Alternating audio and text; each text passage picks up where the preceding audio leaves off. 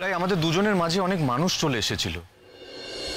আমরা না চাইতেও তারা আমাদেরকে অনেক আদেশ, উপদেশ, পরামর্শ দিয়েছে। আমি কনফিউজ হয়ে পড়েছিলাম রাই। আর আমি তোমাকে কথা দিচ্ছি, আমি আর কোনোদিনও কারো কথায় কান দেব না, কখনো না। আমি কিন্তু সবার পরামর্শ শুনলেও সেটাই করি যেটা নিজে ঠিক বলে মনে করি। রাই, তুমি আমার থেকে অনেক বেশি ম্যাচিওরড। সময়, পরিস্থিতি তোমাকে অনেক পরিণত করে তুলেছে। রাই, তুমি দেখো, আমি নিজেকে আর ভুল পথে যেতে দেব না। ইনফ্যাক্ট আমাদের দুজনের মধ্যে একটা চুক্তি করা উচিত। হ্যাঁ, ঝগড়া তো হবেই, সেটা হওয়াটাই স্বাভাবিক, কিন্তু ঝগড়া হলে আমরা মুখোমুখি বসে সেটাকে মিটিয়ে নেব। রাই, আর আমরা আমাদের মধ্যে বাইরের কাউকে ঢুকতে দেব না, কখনো না।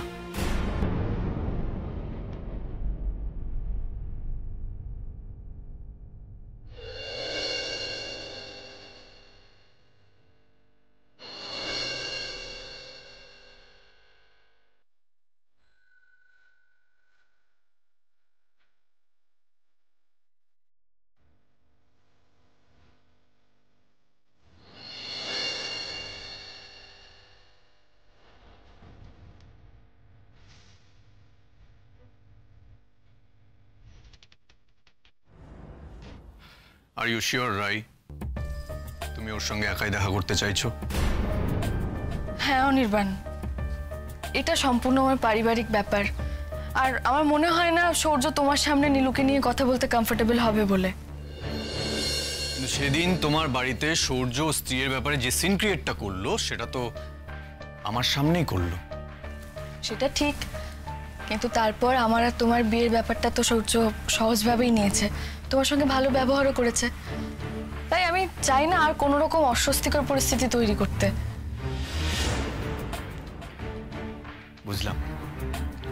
আচ্ছা রাই, আমি তোমার পরিবারে এখনো এন্ট্রি পাইনি, তাই না? না, পারিবারিক ব্যাপার বললে তো তাই জানতে চাইলাম। অনির্বাণ প্লিজ, তুমি আমার কথাটা এরকম ভুল মানে বের করো না। তুমি তো জানো আমি নীলুকে নিয়ে এখন সারাক্ষণ কিরকম অপরাধ বোধে ভুগি। এই যে আমি ওকে সুখী না করে তোমার হাত ধরতে চলেছি, এই ভাবনাটা খুব কষ্টকর আমার জন্য। আর বাড়িতে মাও ভীষণ মানসিক যন্ত্রণায় রয়েছে। এইভাবে একটা শুভ অনুষ্ঠান হতে পারে না অনির্বাণ। আমাকে নীলুর জীবনটা নিয়ে ভাবতে হবে, আগে ওকে স্বাভাবিক জীবনে ফেরাতে হবে।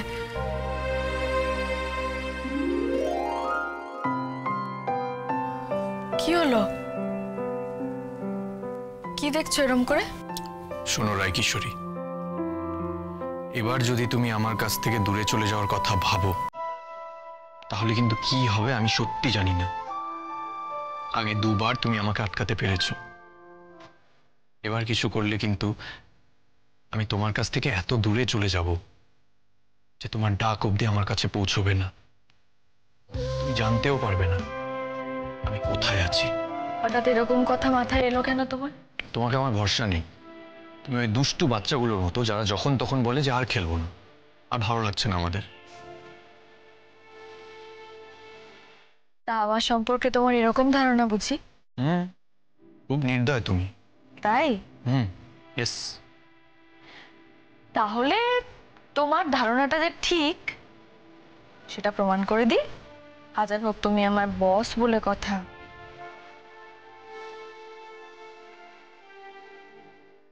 কি হলো?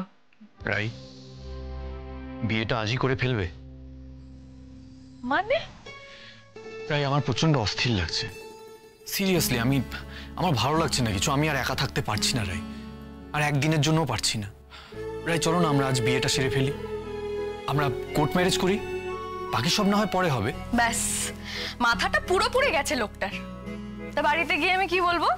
যে বিয়ের সমস্ত প্ল্যানিং ক্যান্সেল করে দাও, সব বন্ধ করে দাও, কারণ বিয়েটা আমাদের অলরেডি হয়েই গেছে। আর এই যে মশাই, কোর্ট ম্যারেজও না একদিনের নোটিসে হয় না। বেশ, না হয় মন্দিরেই হলো। আরে বিয়ে করে ফেললে তারপর বাড়িতে বললে অসুবিধে কোথায়? অসুবিধে আছে, হাজারো অসুবিধে আছে। তুমি বুঝতে পারছো না অনির্বাণ। আমি বলছি না, সূর্য আর নীলুর সম্পর্কটা ঠিকঠাক একটা জায়গায় নিয়ে আসতে হবে। আর আমি বুঝতে পারছি না সূর্য কিভাবে আমার কথাগুলো নেবে, কি রিয়্যাক্ট করবে। আমি খুব টেনশনে আছি এই সব কিছু নিয়ে। আর তার মধ্যে তুমি প্লিজ এই ছেলে মানুষগুলো করা বন্ধ করো তো। আমিও এখন এটাই ফিল করছি যে আমার মনে হয় আমি ওখানে থাকলে সূর্য ফ্রিলি কথা বলতে পারবে না। বাট এই কনভারসেশনটা হওয়া খুব দরকার, নীলুর জন্য, আমার জন্য, আমাদের জন্য। বেশ, তুমি একাই যাও। আসি তাহলে। 1 মিনিট রাই, আমি কি আজ তোমাকে ওখানে ড্রপ করে দিতে পারি? ও মা, তুমি আবার শুধু শুধু এতটা উল্টো দিকে যেতে যাবে কেন? রাই, তুমি কিন্তু অফিসে আসার সময় আজ আমার সাথে আসোনি। তুমি অনেক আগে বেরিয়ে পড়েছো আর তাড়াতাড়ি অফিসে চলে এসেছো। আর আমার কিন্তু সেটা একদম ভালো লাগেনি। আমাকে একা একা অফিসে আসতে হয়েছে। তাড়াতাড়ি তো আসতেই হলো। কালকে অফিসে আসিনি বলে বস আমাকে অনেক কথা শুনিয়েছে, তাই ভাবলাম তাড়াতাড়ি এসে কিছু পেন্ডিং কাজ এগিয়ে রাখি। বস খুশওয়া, কিন্তু বিকেলে বস তোমাকে সাথে নিয়ে যাবে। আচ্ছা বেশ, তাহলে আসি।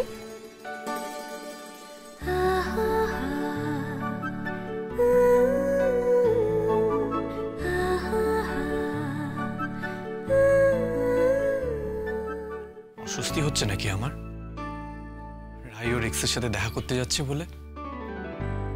না না, হচ্ছে না। আই ট্রাস্ট হার, আমি ওকে বিশ্বাস করি পুরোপুরি।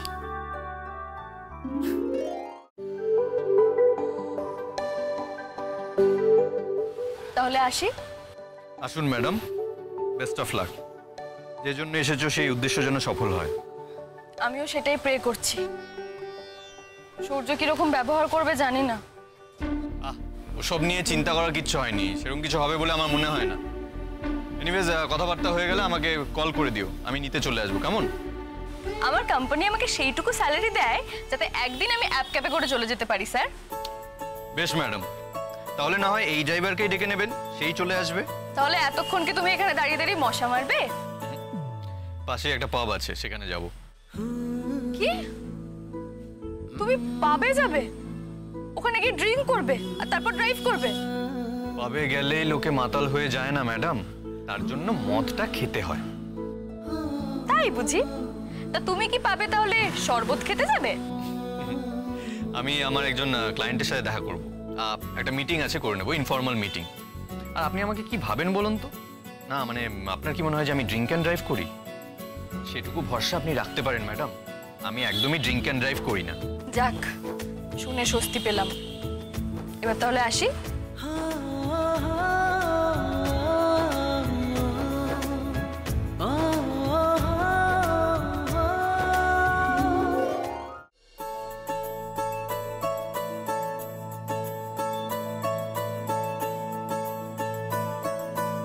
এই নাও অনিদা, তোমার হবু বউকে আমি তোমার হাতেই সমর্পণ করলাম, একা কিন্তু ছাড়িনি। থ্যাংক ইউ ভাই। কেমন আছিস তুই? একদম ঠিকঠাক। আচ্ছা রাই, তাহলে আমি আসি। যেটা বললাম সেটা একটু মাথায় রেখো সূর্য। সারা খোপার ম্যাডাম। আচ্ছা বলছি, তুই ভিতরে এলি না কেন? আমার একটা বিজনেসের মিটিং ছিল, এই ফাঁকে সেটা সেরে নিলাম। ও আসি রে, যাওয়া যাক। হ্যাঁ, আসি সূর্য। Take care. আসি।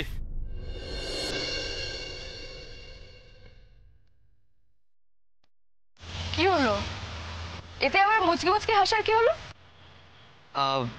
নিজের উপরেই হাসছি। কেন?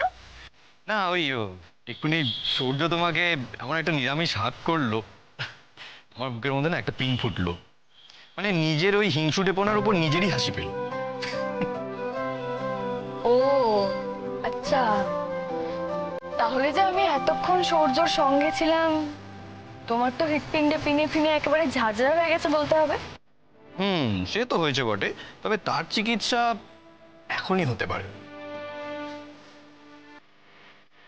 অনির্বাণ, কি হচ্ছে এসব পাবলিক প্লেসে? তাহলে কি কোনো নিরিবিলি জায়গায় হতে পারে? প্লিজ, কি ছেলে মানুষে হচ্ছে বলো তো এগুলো? আমরা কি টিনেজার? হ্যাঁ, এই যে শুনুন ম্যাডাম, এই প্রেমে খ্যাপামির বিষয়টা না শুধুমাত্র টিনেজারদেরই অধিকার নেই। হ্যাঁ, এটা যে কোনো এজের মানুষেরই হতে পারে, 60-এও হতে পারে, 80-তেও হতে পারে, এতে বয়সের কোনো বাঁধন নেই কিন্তু। তাহলে না হয় 60-এর জন্যই তোলা থাক। দেরি হয়ে যাচ্ছে, এবার তাড়াতাড়ি যেতে হবে। মায়ের সঙ্গে অনেক জরুরি কথা আছে, চলো। না না, এবার আমার মনে হচ্ছে যে আমি সত্যি সত্যিই বোধহয় ম্যাডামের ড্রাইভার হয়েই রয়ে গেলাম। কোথায় ভাবলাম একটু প্রেম করবো, একটু ঘুরে বেড়াবো, তা না,